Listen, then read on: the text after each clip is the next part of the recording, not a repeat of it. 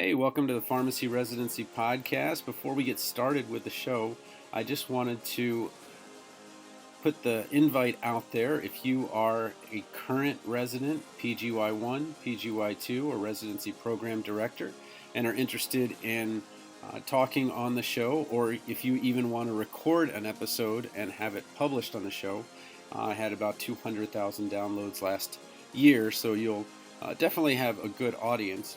But what I wanted to do is put the invite out there. If you want to be on, get a hold of me at TonyPharmD1 on Facebook or AAGUERRA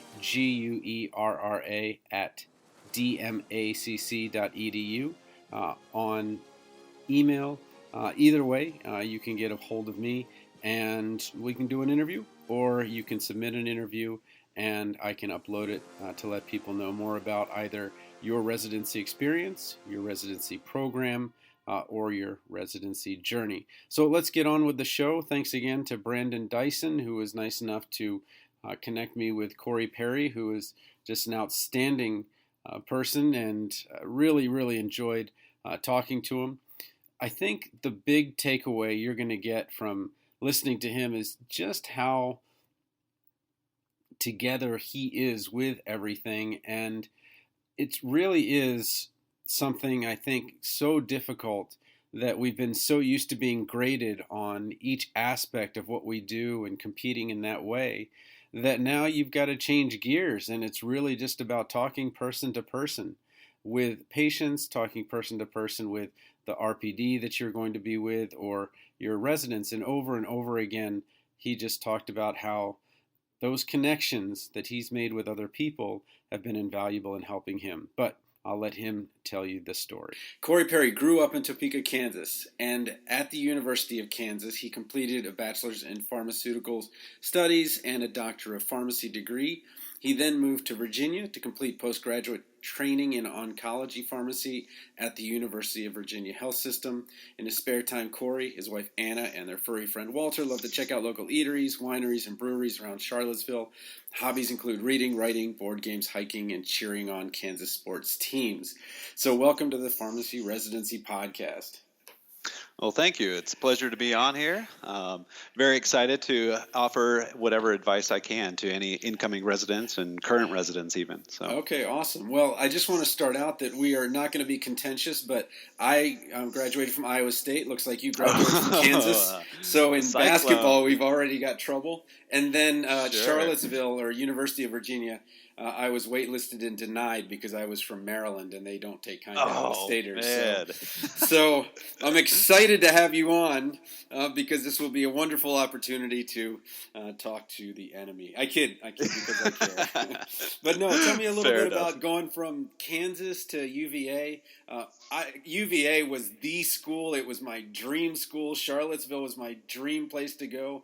I dreamed of living on the lawn, with the fireplace and all of that. Edgar Allan Poe's one of Edgar Allan Poe's alma maters. But tell me how you started in Kansas. You went to UK and grade school, and then you went on to UVA specifically for oncology. Yeah. So growing up in Kansas, I've always been interested in the sciences, and I kind of took a non-traditional route. I got into college, and I was a lot more interested in the social aspect of college, and it wasn't until I started I worked at a retail pharmacy, and really just loved. I love chemistry and the biology and the interplay of that, and then being able to use that and interact with patients. And so I was like, I think pharmacy is something I definitely want to do. And so I ended up getting back into school, going through and applying to the University of Kansas School of Pharmacy. And then from there, I really found a liking in during our oncology module. I was just, it's this terrible disease, but I was really interested in the interplay of, battling these mutations and trying to overcome these resistances and all the new medications that were coming out, and just being on the cutting edge of technology. And so I was intrigued in that aspect. And then once I went on rotation and got to interact with that patient population and, with their treatment plans and the supportive care from their cytotoxic medications, I really knew that this is the avenue I wanted to pursue. And so I knew at that point I wanted to pursue a residency or confirm my belief in pursuing a residency. And so I kind of wanted to see what else is out there. I've lived in the Midwest most of my life, and I think it would have been great to go to the University of Kansas, but I wanted to see what other experiences are happening everywhere else. So I kind of looked all over the place, but particularly places that had at least a PGY-2 in oncology, and I looked to see if they had a cancer institution or affiliated with a NCI program. And so, Virginia was on the list, and I actually had a preceptor that had a resident that had gone out to Virginia and loved the oncology program out there. And so I got in contact with him and heard a little bit about UVA's program. And so I applied and interviewed, and that's when I fell in love. Okay. Yeah. Well, let's talk. Let's talk a little bit about that. Mm-hmm. So when we hear residency, we don't usually hear loving to check out the local eateries, wineries, and breweries, or certainly having a family. So when I went out to residency, my wife and I did kind of that couples match. Okay. And we were together, and I was non-traditional. I was coming back after a career, and she was just graduating from school. But that's one fear or maybe reason someone might say, yeah, I'd like to, but it just, my family, the quality of life, it just sounds like what you're having is a wonderful quality of life, which may be counter to what people are expecting, and maybe they're awfulizing things. Yeah, no, and that is a big consideration, especially when looking at these residencies. This is a conversation I had with my wife, who is she's in a field that's completely different than pharmacy. She's actually an art therapist by trade. Yeah.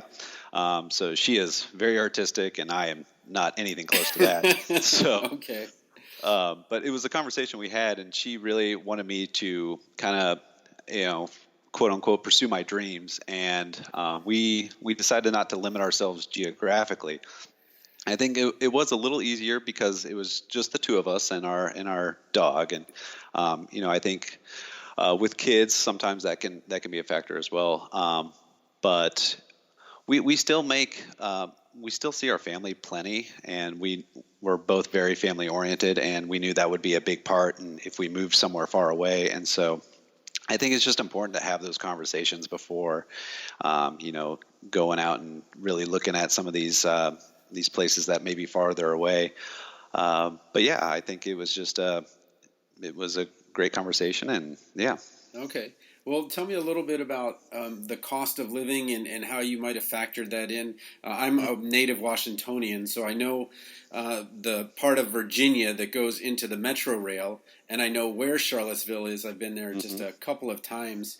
But when you leave the Midwest, and I'm now in the Midwest in Iowa, things are usually more expensive no matter where you go. How does that factor in? Yeah, it's definitely played a role. I mean, being from Lawrence, Kansas, we were now paying more than double our rent. Okay. But yeah, so that was something I looked at, and most of these programs list the stipend that you're expected to receive, and a lot of times when you go out to these interviews, they'll talk about that, and they'll talk about cost of living and feasibility and that kind of thing. Because I also interviewed out on the West Coast, which was even a little more expensive than the Charlottesville area.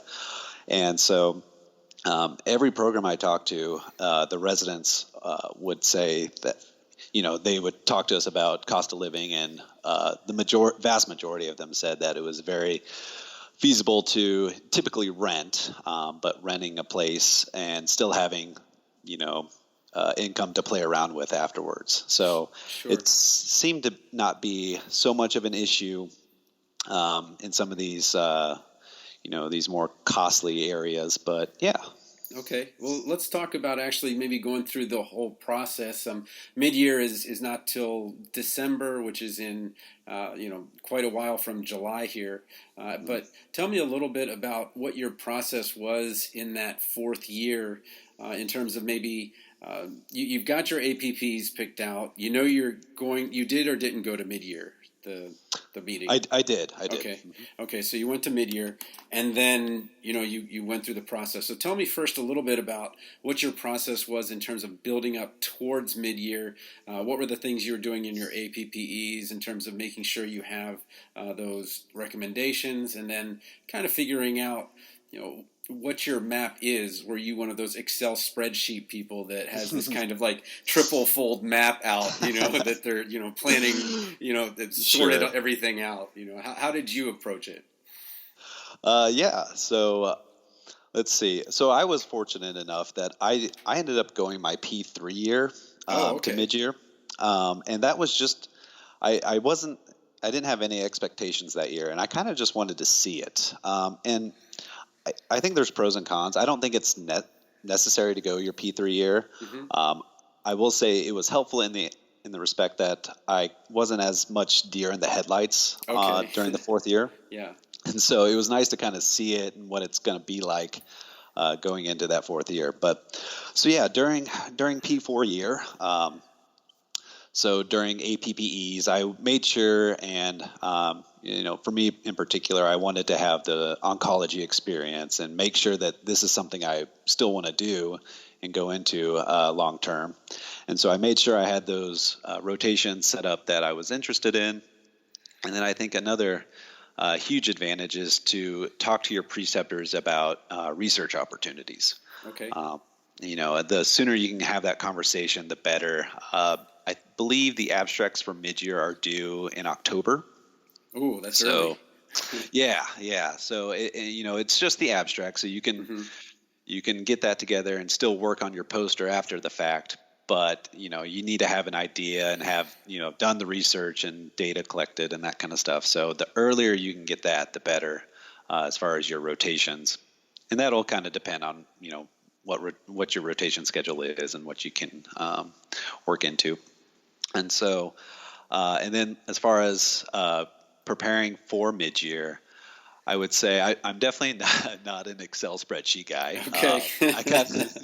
I kind of just I typically fly by the seat of my pants. But I did have a list of programs that I definitely wanted to see, Okay.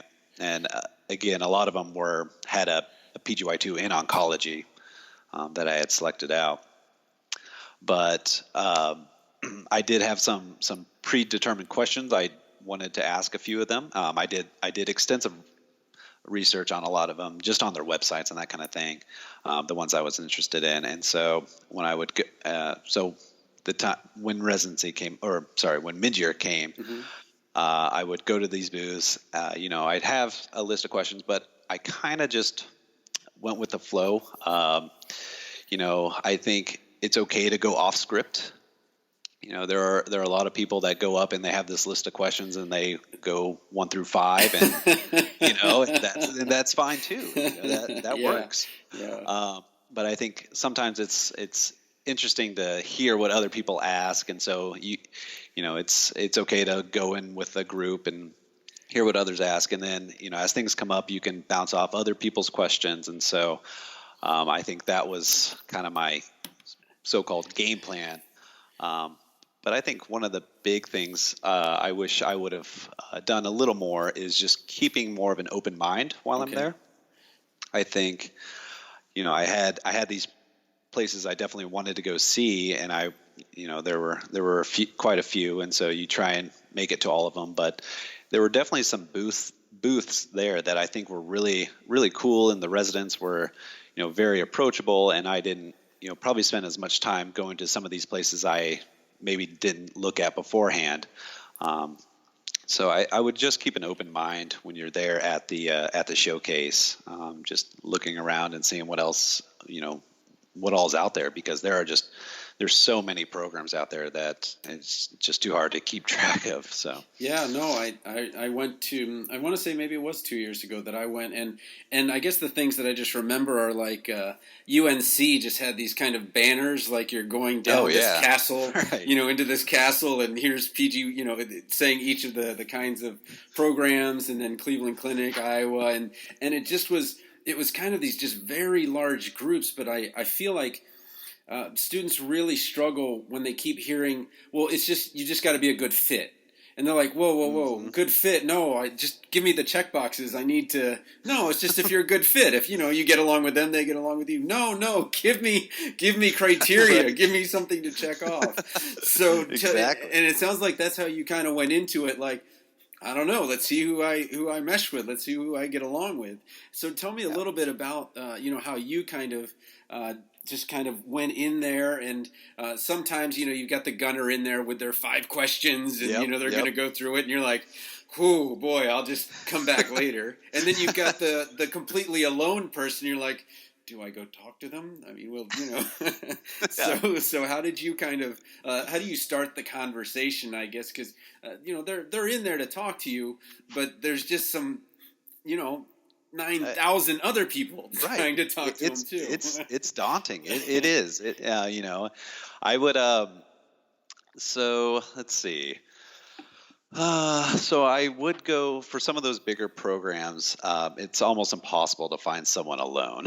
um, Yeah. although I will say, if you tend to go in the later hours of the showcase, the groups are kind of, everyone rushes in super early and tries to, get to where they're going and, get through it, and that's it. So, if you want to have some of those more one-on-one conversations, you might want to kind of linger around till the end and see if there's someone else to talk to. Um, but as far as like just going up and to a new booth, I'm trying to think back to what exactly my I'm not strategy trying to ask what was. kind of game you got. I know you're married. I'm just Oh, saying. I'm just saying. Hey, how did it? How does? I guess let me put it in a different light. So, how do you go up to a booth where there are people that you're like? Some people are like, oh my gosh, this is the one I want, and they kind of put the celebrity status on it, and they're just like, oh my gosh, it's I don't yeah, know, Cleveland Clinic. Oh my gosh, it's sure. UNC. How do you approach the booth casually when you're like, I really, really, really want to match here? Sure. Oh, yeah, that's a tough one. I think I would. Let's see here. What did I do there? So when I approached a few of them, I usually asked about something unrelated to pharmacy. Um, That's a good idea. yeah, I'm someone that's really I watch any kind of sports, and so there were some programs. I think Ohio State in particular. They had I think they had just lost in the college football playoffs or Okay. something. And so I kind of casually just went up to someone and was like, so, mentioned something about that, just to kind of get my foot in the door and, just kind of, set the mood, provide a little humor, I guess. But yeah, I tend to interject with some kind of humor, if you will, and Okay. to try and just kind of set the mood. Like, I guess trying to be a little more casual about it and not come up with, just kind of if they see I have a list in front of them, I want this to be a more uh, natural conversation as opposed to me just directly firing away at them. And Okay. so, Okay. Yeah. All right. um, Well, let's go to where you're at now, and kind of tell me what you do on a day-to-day basis. So July 1 is when you start. Is that right? So you're for PGY-1 or yeah. Well, I mean PGY 1 and PGY 2, or how did it work for you? yeah, so most of them I think still start PGY-1, Okay. but at UVA we actually started mid-June. Okay. And there are, at least for PGY-1, there are more programs that are going to that because it provides, you can use those first 2 weeks to kind of orient, maybe start a little training, and then, by July 1st, you may be licensed at that point, so you can start doing more of the actual pharmacist type roles. Okay. And so I think, so the first month or so was typically orientation and training. So getting acclimated to the area, kind of meeting all your fellow cohorts and that kind of thing, and then figuring out what kind of your staffing roles and that kind of stuff is going to be. And then after that first month, we transitioned straight into rotations. Okay, so tell me a little bit about rotations. If you could, because I have no idea. I did community, which is a completely different beast than what you would do. Sure. Is there a set rotation schedule, like for the first couple? Are you just alternating with other people so that they can do the rotation, then you do the rotation? I'm just completely unfamiliar with the rotation process in a hospital. Yeah. So I guess I just know UVA specific. We have an extensive amount of rotations that we can take, anywhere from the MICU, oncology, transplant, infectious diseases, cardiac, acute coronary syndromes. And so we get this list of rotations during our orientation and our training weeks, and then we rank them. And our RPD the PGY-1 RPD does a tremendous job incorporating your interest early on, just in case you want to pursue the early commit route for PGY-2, and we'll definitely try and incorporate those interests prior to mid-year. So that's what you want to do before going into mid-year and looking for PGY-2 residencies if you decide not to early commit. And so I think those are the most important as far as like the first year of residency, making sure you get those you're more what you're interested in early on, just so you know, this is something I want to do. I had a co-resident that thought she was interested in cardiology. Comes to find out she's actually way more interested in infectious diseases, but she had both of those prior to mid-year. Okay, that's a big move. Yeah, I don't know what she was thinking, but yeah, I think she had a case of endocarditis, and then it was all infectious diseases from there. But sure. Yeah. All right. Well, I guess so. You've kind of made it through the first year, and what I'm seeing a number of students already saying is, I've got co-residents. There's more than one of us, but there can be only one, or there can be only two for that PGY-2. So now you're competing with your co-residents for that next PGY-2 in that it's called early commit, right? The Yes. Early commit, yeah. So how do you do a better job? I mean, I'm trying to think of an analogy. I'm thinking of like band, like, in band, you can challenge somebody. In wrestling, you can challenge somebody for a varsity position, but how do you challenge for that spot? Well, first off, I'll say for me it was nothing like band, because I was competing for last chair every year. So that was. But so I actually had a fellow co-resident that was also interested in oncology, and there's only one position for PGY-2.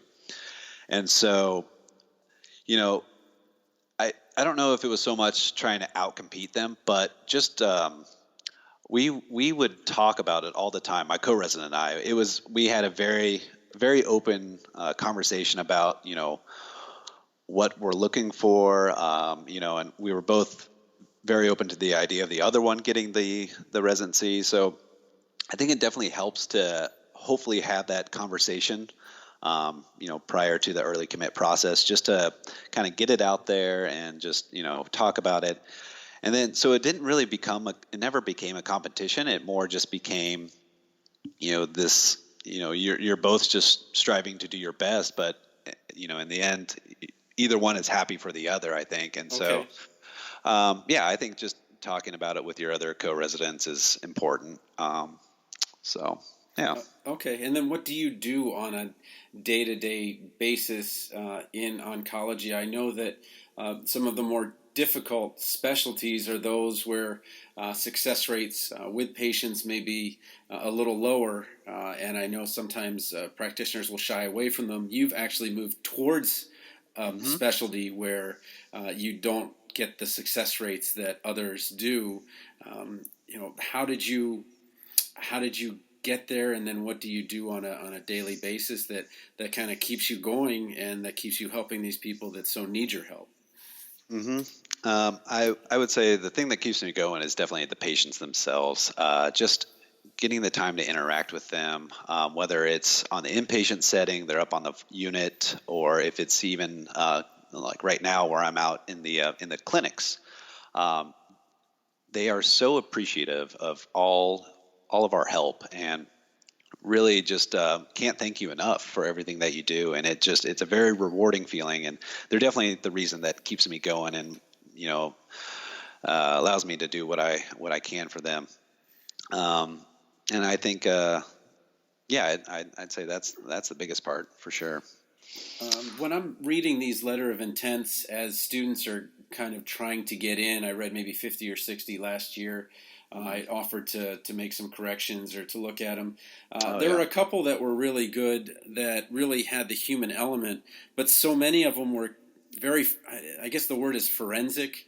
It was Hmm. very much I really want this job. We are a great fit. Look, these three characteristics are my characteristics, and these three characteristics are your characteristics. Look how well we match. And those kind of fell flat.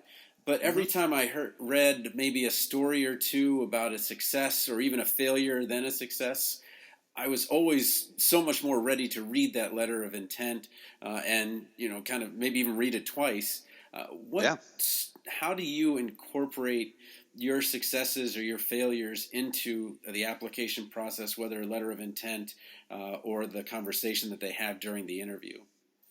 Yeah, so I think that's a very, very astute point. So many of these letters of intents end up being some kind of, they seem to follow a certain template. And you're right, it's like these three characteristics, and this is what I have, and then so on and so forth. I think if you can tell a story, that is fantastic. So, for example, I was kind of the comeback kid, where Okay. I took yeah, I took some time out of off of college. I think I left with I think I had a 1.8 GPA. Ah, And yeah, so, I beat you. I had a 1.9. No, no, I had a 1.5. I had a 1.5. I got an F and a B. So you were just ahead of me for that first okay, go well, round. so I had an advantage. So clearly, so so that was kind of my story, is that yes, I've had these you know failures, I guess you could say, or these mishaps in life. But look, this is what I've done since. I've been able to, it shows you can overcome adversity. You're resilient. They see these characteristics in you by, being where you are now. And so that was kind of my story. I incorporated into my letters of intent, and then during the interview question or the interview process, they would ask me, what is something that you're most proud of, and that's something I can always speak to, and I think that typically gets a pretty good response when I go through kind of the background and where how I'm sitting there in front of them today, going from painting houses to now being a clinical pharmacist. It was quite the journey. So, That's a cool, memorable story in one hey, sentence. yeah, there you go. Yeah, from painter to clinical pharmacist. That's fantastic. Well, let's talk about that interview as our last couple questions. Hmm. What do you think was the one question that you got and you felt like your just heart sink? You're like, oh, I was hoping you wouldn't ask that, or I just that one's gonna hurt. Okay, let's see if I can put something together. Was there a Uh, question that you remember? You're just like, I hope they still take me after that one. oh, I'm sure there was. Sometimes, during these interview processes, you almost tend to black out because you're just. I've heard You're that. just I've heard that. It was like, how was it? And it was like, I got there and I left. I don't know what yeah, happened in between. The sandwich is missing. that's right. No, be prepared, I guess, for some of the off the wall ones. There were some where I had to tell a joke, and I think I had a really bad one, and so I was, oh man, I really hope they don't think of me like that. Um, Let's see here if there was anything. I mean, you get the typical, weaknesses, strengths, that Okay. kind of stuff. Name a time when you had to overcome adversity or had a conflict with a cohort. But I think for the most majority of us, we're kind of prepared for those types of questions. Those are your typical interview type questions. Sure. I think some of the clinical questions, depending on the interview, can I think there was one where I had a clinical interview type question, and there I had to talk about C. diff, and I think I gave the complete wrong therapy at the time. So it was something like that. But Okay, but you still made it to residency, and it all oh worked yeah, out. Okay, okay. yeah, So yeah. so you can get past this. All right. Well, was there a Oh question yes. that you absolutely crushed? You're like, yes, I'm so excited you asked me this one. I've been waiting to answer this one. Or was Oh, it the comeback kid? It might have been the oh, comeback kid. that was a good one. That was a good one. Let's see here. Uh, oh, I was. Oh, they asked me if I had a theme song or like Oh, an up like to bat. Simpsons. Yeah. Do you have a theme Yeah. song coming in? So what's your theme song? It was Don't Worry, Be Happy. Oh, see, that's really good because you, in just a sentence again, you're like, oh, don't worry, be happy. I can take notes on that. All right, good. That goes Yeah. on the, yellow Yeah. legal pad. It's a good guy. I can get along with him. Don't worry, be happy. See, see, exactly. I feel like it tells a little bit more about yourself than yeah. So Okay, yeah. these are great pearls. Actually, I'll put them in a book. Okay, Perfect. well, we've talked for a while. I've asked you a bunch of questions. Is there any last thing you want to make sure that future resident or a current resident knows that would just make their lives a little bit easier? Yeah, I definitely have a little bit of a few uh, pearls, if you will, after going through the first year and into my second year. So I would say starting off, and you may have heard this before, but try not to burn yourself out too early. It's a long, long year. You'll be busy, and so it's great that you want to go in, and everyone wants to get in and just be gung ho and do everything they can. But it's okay to space things out, and I think that took me a little bit of time to figure out. Um, so just kind of go at your own pace. If you're someone that really needs to, you feed off doing, having a lot of activities and projects, and that's fine and great. I would say be careful doing it too early, because burnout is a real thing in our profession and many Okay. other healthcare fields. Um, and kind of alongside that, I think, we're starting to see more and more programs that are keying in on mental health. And I think, you know, take those sick days, take those PTO days that they offer you. I wish going back, I would have taken more of my PTO time Okay. because no one's going to fault you for taking time off, Okay. and it is needed. So, your co-residents are also there to help you if you need to lean on someone during some harder times. And then just kind of a couple other things. Going in, be comfortable with what you know and kind of what you don't know. Going in, I really wanted to just know everything, and I want to be able to answer any question that came at me, and it's just not feasible. Okay. And so it's okay. Yeah. So it's okay to not know everything, and that took a little while to sink in, but it definitely spoke to me. Take advantage of everything that you can do in residency. I think this is the time that you'll get to be in these unique experiences.